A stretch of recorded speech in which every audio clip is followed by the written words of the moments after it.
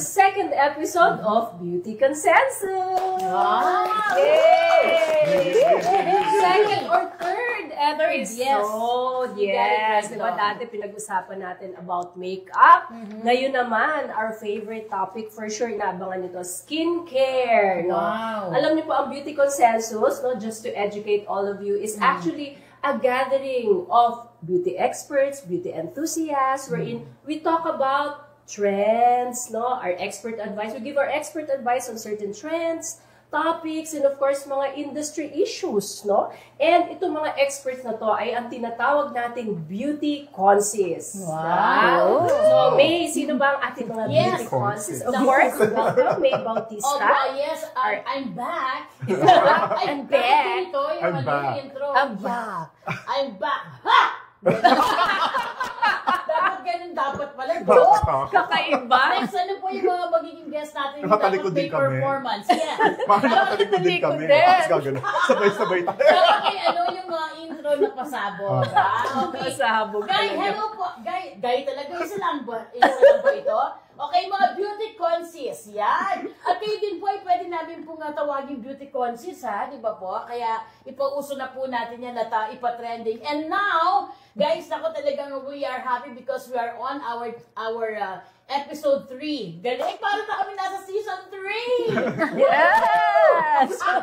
At makakasama po namin. Ako din excited po ako kasi alam niyo po, hindi pa nagro-roll yung aming camera. Talagang ang sarap na ng mga chikahan namin. And they're very, parang ang gaan-gaan po ng aura ng ating episode ngayon. At sila po mismo. Okay, first on the list. Ayan na.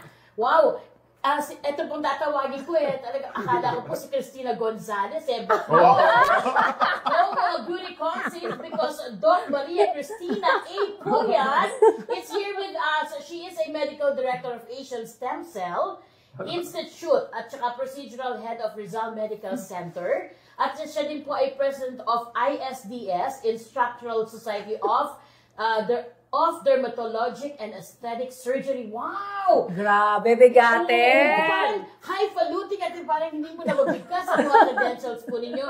Doc Cristina A. Puyan! Yay! Hello! Meron po ba kayong pasabog? Pasabog!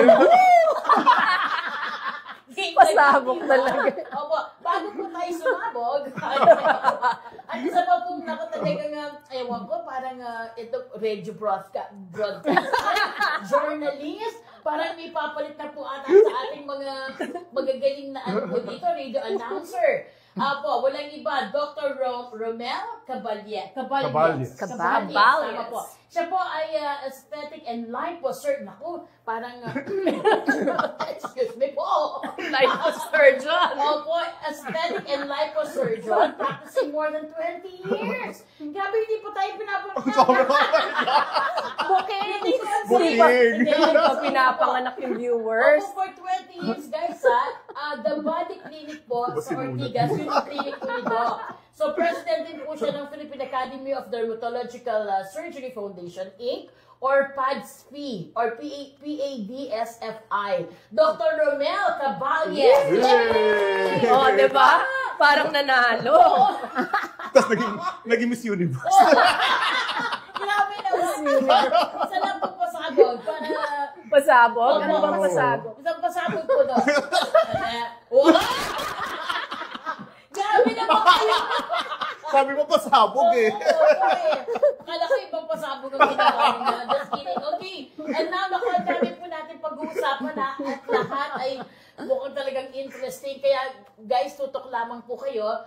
And please, again, share the video or YouTube episode po na ito. I-share po ninyo para mas marami po ang makaalam. At syempre, mas marami po ang matuto. Because at the end of the show, we want everybody po na makapanood na matuto at may matutunan. Okay? Correct. Guys, okay, on first na. Hala, ito na yung unang-una natin. Ang pag-uusapan natin for this episode ay skincare trends that needs to be stopped. Naku, yan na. Ito yung mga, okay pa ba yung mga ginagamit po ninyo, yung mga pinapatronize ninyo o sinusuporta ninyong skincare. Okay, so first, Dami kasi sa TikTok ngayon, diba? Nagkalat yung Dapat mga stop or trends. pwedeng ituloy. Stop or continue. Oo. Diba? Or pwede bang medyo-medyo? Or medyo-medyo, depende, diba? Okay, so, ang ating pong gagawin ngayon ay, let's start with nose strips.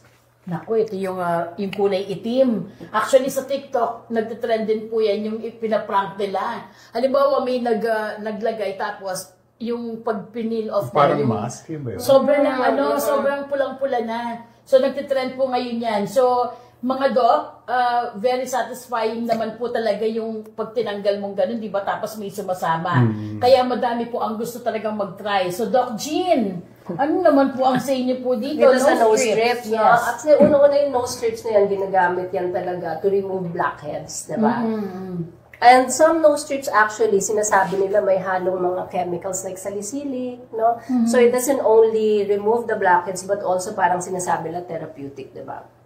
Actually, when it comes to nose strips, kami as doctors, honestly, no, sometimes we have a hard time talking about mga trends na to. Kasi, lagi kasing, kulang yung pagsasanay, diba? But actually, with this nose strips na to, I don't see any problem. Except that, kung yung mga nose strips are too harsh on the skin of the nose, lalo na this T-zone area is very sensitive, no? So, kumbaga, lalo na kung may halong salicylic, it can be potentially irritating. At kung pag ginanon mo, sobrang lakas. But for me, I don't really see any problem as long as it is done gently and yung product, depende rin sa product, no? So, but it should not replace the regular cleaning, no? Or yung tinatawag na acne facial, no? Na tinatawag. Kasi yung acne facial, this is being done by, of course, mga trained yun. So, it shouldn't replace. And, of course, dapat may precaution. Kung namumula yung acne mo, ginamitan mo yan, patay ka, lalo kang may acne. That's my, lang, 2 cents. Pero yun nga, paano natin malalaman, Doc, kung okay yung product, at saka, kung, di ba, lahat tayo parang nakikiuso lang naman Paano na ako malalaman kung okay? Hindi, I think yung mga nose strips serves their purpose. Kasi tatanggal mo yung blackheads. Sumasama yung blackheads. Pero kung yung purpose ng pasyente, gusto niyang mawala yung pores niya, mukha lang nawala kasi natanggal yung blackheads. Diba? Natanggal siya. Pero pores are permanent. Nandiyan na yan eh. So, but you can do other things like skincare. Pwedeng lumit yung pores. Or sometimes they think that the nose strips can clear their acne away. No? Pero hindi. Temporary lang doon. Actually, pag nag-nose strip ka din, sometimes what can happen is palaging napupul, di ba? So, superficial lang nga natatanggal. Hindi natatanggal yung sa ilalim. So, kala lang nila na lumiliit ang pores, but in the long run, lumalaki palalo yung pores. So, kumbaga, ayun, kunwari, mababaw lang pala yung natanggal. Tapos, kinlose mo yung pores mo, meron pa sa loob, di lalo ding May certain blackheads na natatanggal ng strip. Pero kung mga-pimple, hindi syempre. Kaya kailangan ng deep cleaning minsan. Deep cleaning. It's not a treatment. It's not a replacement. Temporary measures lang that could be potentially irritating. Yes. Diba? So ano ba? Tatanggalin na ba natin itong trend? Parang naguluhan na. Parang ako yung naguluhan. Actually, it's hard kasi, what can you say, no? I don't recommend. Ako kung walang access, yung pasyente, kung wala na talaga. Basta yun lang yung pwede niyang gawin, it will help clear the nose. The blackheads. Blackheads lang, not cystic acne. Not the red acne, not the red pimple. Ako, personally, hindi ako gumagamit talaga po doon. Kasi wala, maganda yung nose. Opo, dahil din, alaga ako talaga ni Doc Jean. At saka, ewan ko dahil sa Survivor, singit ko lang po, sa Survivor, almost 2 months kami sa isla ng Palawan. Hindi ko alam ang nangyari. Parang nagsara lahat yung mga pores ko. Talaga? Parang gumanda yung hangin ata or something. Tapos, ngayon, kapag nag-facial treatment ako kay Doc Jean, sobrang ang ingat na lang ng mga nurses na tas piling-pili. At hindi ako nagsischedule for that. Not anymore. Yun. So, nakatulong din na hindi ako nakiuso dun sa nose strips. So, ingat pa rin. Kasi minsan, di ba, parang pag gamit ka ng gamit, parang nakakalyo. So, similar to that. So, lalo na kung lagi. Too much of everything is bad. Yes. Ang ganda! So, ako po hindi ako user, pero parang na-enlighten ako. So, yung mga kaibigan ko o kakilala ko na gumagamit, i-advise ko or papanoorin ko to. Ang ganda pala na yung Punta na lang sagot sila na sa lahat. derma. Actually, yes. Opo, ha. Punta po kayo sa Dare Clinic, mas maalaga. Oy, bawal lang advertisement. Bawal, oo. Sige. Cut! Okay, guys. So, ano natin? I-X ba natin or check, Doc? Number Ano ba? 2. Yung- I-X na natin ang I mean, strips. Tanggalin na, talagang as in no way. Plus X? minus. Baka half siguro, Doc. Oh. Kasi Half na lang, sabi no? tama If din naman needed. si Doc Romel na Kung wala Walang nang access. access. Oh. I think more studies are needed to Yes, actually oo. say if it can or it cannot. Oo. Diba? So, gitna tayo ngayon, gitna. Opo. Tama naman. Yan na po.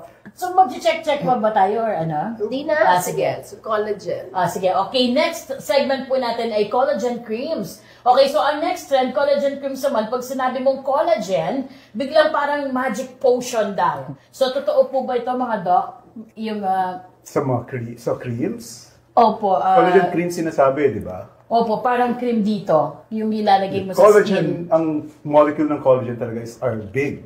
So, hindi siya mag-absorb sa skin. So, pag nilagay mo yung mga collagen creams, yung collagen will just stay on the skin. Hindi siya ma-absorb. Unless, ininom mo na lang na hydrolyzed dapat. Hydrolyzed kasi are small collagen. Pinaliit siya.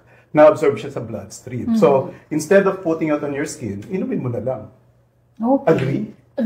Agree. Oh, dahil po. Oo. Malaki ang molecules ng collagen. Hindi siya Oo, papasok sa na-absorb. loob. Malaki siya. So, paano niya Yung mabibigyan? size. Hindi siya papasok sa loob. So, paano po yung ang daming naglalabasan na, alimbawa, mga moisturizer or skincare na with collagen? Kasi sobrang attracted ang mga tayo, di ba? Pero sabi mo, wow, collagen, ininom mo na, pinahid mo pa, parang pwede naman pampaligo mo pa siguro. Meron bang hydrolyzed na topical? Hindi kaya. Hydrolyzed, Pwede rin ata- even if it's hydrolyzed, Hindi hindi rin pa siya rin enough siya eh. papasok. It has So, to be a X certain... agad. Oh, I think type yan. X. Parang yes. wala Agad. nang opo. Tsaka kasi ang collagen kasi, kung sinasabi lang, collagen daw will stimulate collagen in the skin. Or it will cause anti-aging effects. Hindi yung totoo kasi nga hindi nagpe-penetrate Hindi sa na. laki ng molecule.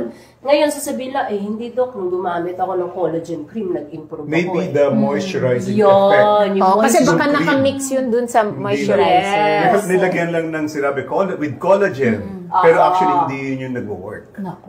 Ibig sabihin, yung collagen creams na yan can have actually other ingredients that can moisturize na yun ang nakikita mong effect. Effect. Not from the collagen, but from the added ingredient na Yes. nakaka-moisturize. Wow, oh my So, God. kaya minsan, yung marketing strategy, sinasabing collagen, kasi nga naman, pag narinig yung collagen, equivalent to smoothening anti-aging Oo. yan. So, hindi yung ang dami kong Dito nakita to. ngayon yan. Ang lakas ng kita niya. Gawa na tayong collagen. Kaya gagawa rin kami ng collagen. Unethical. Patay tayo. Patay tayo Gusto ko yan. nang i-enlighten. Lang. Oo. Joke lang yun. Hindi, pero dapat ma-educate nga yung mga tao. Oo. So, basahin nila yung ibang ingredients. Yes. Yung wag yung collagen sila aasa kasi it won't work.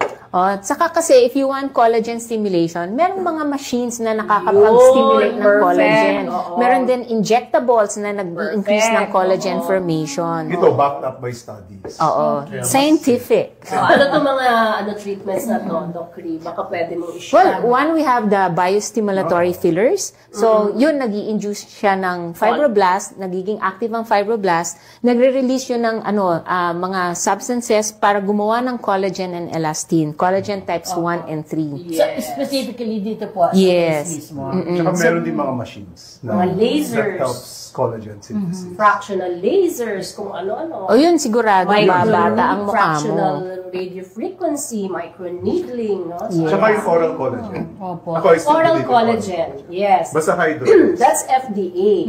It has studies that it can actually help yung ating, joints, Yeah. diba? Yung ating skin na rin, no? Yes. Hair, no? Yung collagen. Yung mga powder, Doc. Yung, Yeah. Yeah. Basta hydrolyzed. Kasi hydrolyzed is smaller particles of collagen. So parang nagiging building block siya ng collagen synthesis. Pero yung, kung hindi na po sila magko-collagen, yung may mga cream with moisturizer, halimbawa, yung mga sinasabi po ninyo na Machine, pwedeng injection or machine, readily, madali po ba nilang mahanap yun and affordable? Yun ang You get what you pay for. medyo may price. Para masigurado ka Pero na. mag-ipon ka na lang. Kesa dun sa mag-board ka ng maraming products, ipunin mo na. Papamahal ka rin, sayang lang. Correct. Shucks, parang nasad ako dun sa mga Ang dami, di ba? Daming natibiktima. Buti na yung FDA Kaya nga approved. natin ginawa itong show Yes, na to. that's right. Bakit That's na yung the FDA objective. approved? Yun na nga. Maybe because it's under cosmeceuticals, so it has no Yeah. therapeutic effect. Oo. It's Di ba under ina-approve? cosmeceuticals lang. Sometimes. So there's no strict FDA, patang tinatawag na, ano ba yun? Rules? or FDA, restrictions? Or approvals. approval? Yes. So, Galing inumin na lang nila. Opo, no? Or pa-inject. Pero okay, yung isang question doon, yung pag ininom, okay naman sa mga organs natin. Yeah. Maraming natutulungan yung collagen. Kasi hindi lang naman present sa skin yun. Although marami sa skin.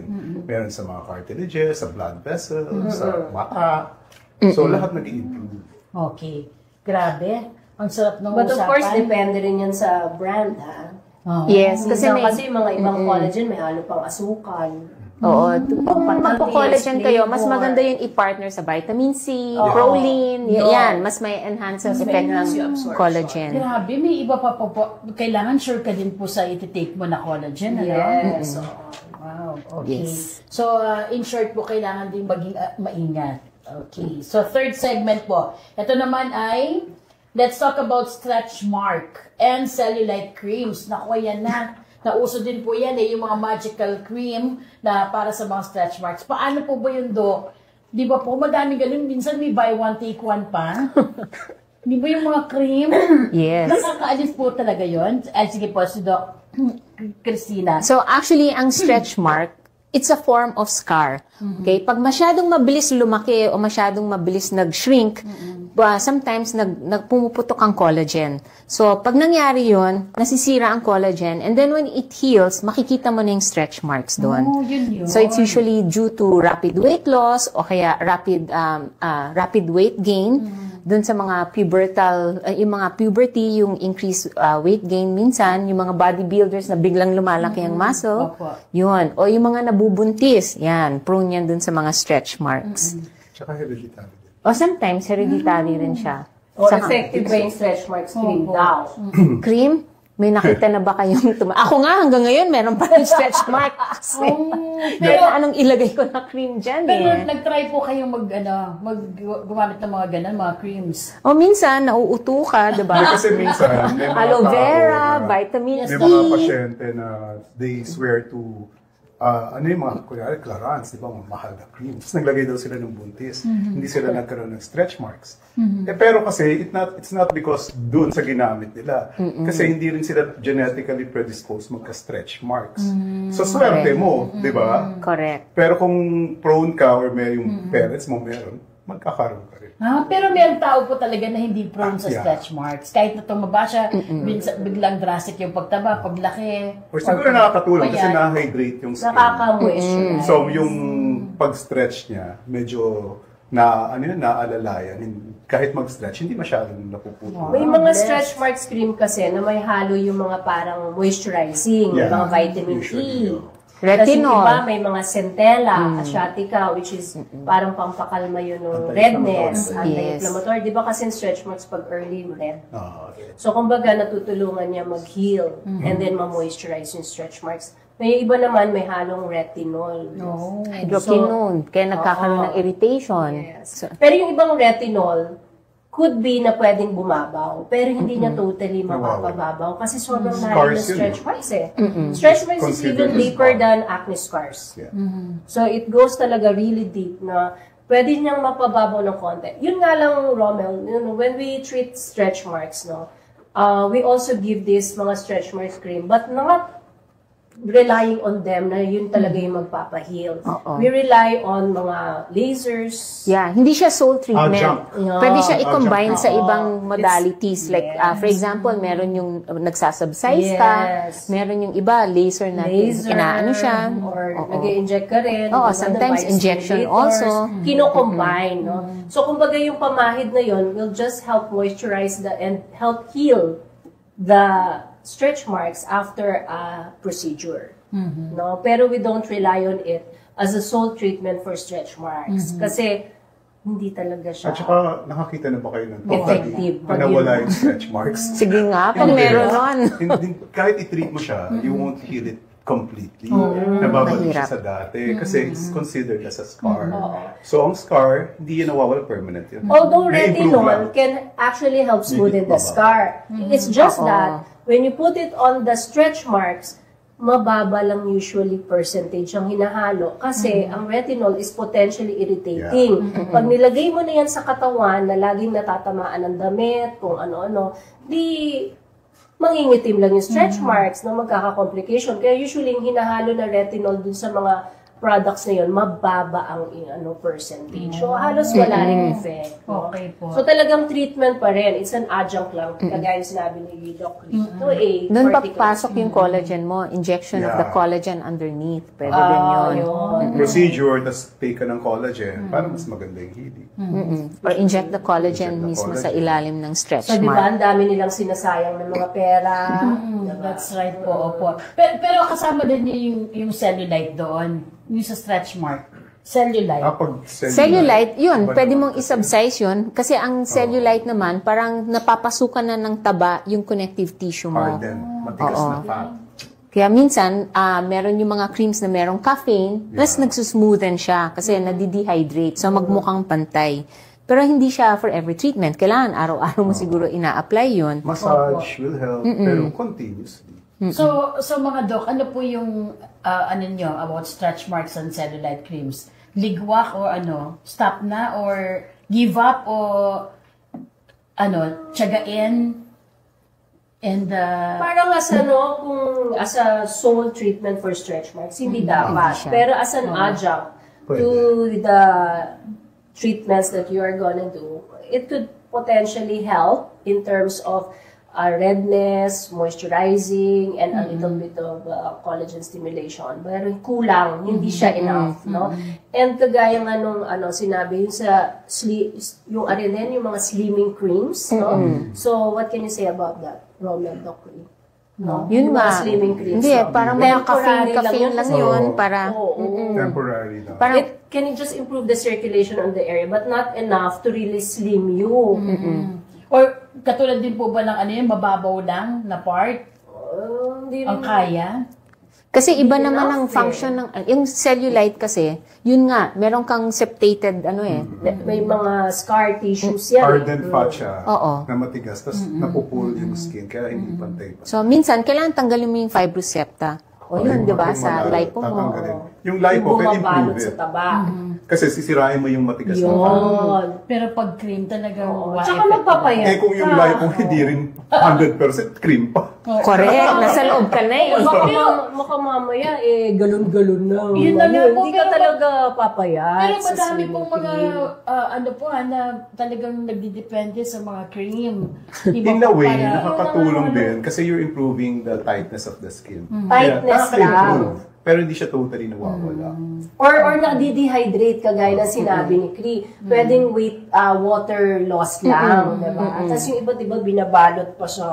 Mga sauna, I think diba? mag-i-improve Diba? pa rin Water loss mag-i-improve lang. pa rin yung lahat if you're consistent. Gawin mo lahat yun consistently. I-improve talaga. With the cream? No, with the works, lahat. Lahat. Oh, Even But not the massage. cream, not solely Kung the cream cream. lang, hindi. Ako, I don't believe in Ako that. rin. I don't believe either. No, there's not enough studies, no? No, makakatulong siya siguro as an adjunct again to whatever you're doing. Lipo, or ano pa Yeah. ba? Mga ultrasound, Yeah, no? ultrasound. Yes. RF. Carboxytherapy. Might help. Carboxytherapy. Mga ganon. Grabe. And of course, your weight loss, yun ang importante. Hormonal Yung din ba nutrition yun? mo. Di ba hormonal It can din? also be Hormonal. hormonal, yung Sa cellulite. estrogen. If Kasi you have a yung lot fat of, deposit. if you have a lot of estrogen, you're prone to having cellulites then. So parang imbis na mag-hoard ka ng mga products na yan, siguro ipambili mo na lang ng healthy food. Or mag-exercise ka na